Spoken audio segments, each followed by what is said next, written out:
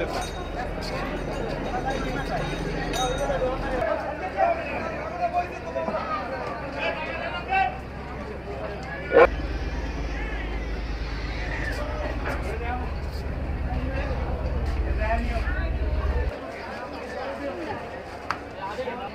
ধীরে ধীরে বাড়িতে ফিরছে মানুষ এবং ঘরমুখো এই মানুষের ঢল শুধুমাত্র বাস টার্মিনাল কিংবা লঞ্চ নয়, প্রতিটি প্রান্তরই ছুটে চলছে মানুষরা।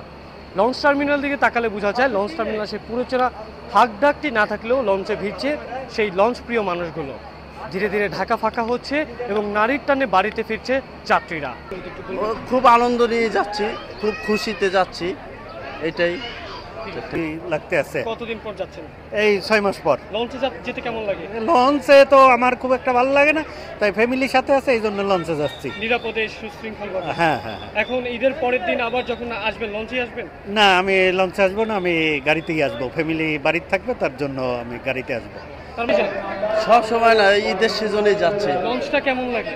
আলহামদুলিল্লাহ ভালো। অন্যান্য ট্রেন বা বাস সবাই সব জিনিসে যায়, যে পথে চলতে পারে সেই পথেই যায়। যেমন গাড়ির যার যেভাবে চলতে সুবিধা পায় নামতে সেভাবে, যেমন আমরা লঞ্চে গেলে আমার বাড়ির পাশে, তা আমার লঞ্চে সুবিধা, আর যার গাড়ির পথে বাসা তাই সে গাড়িতে যায়।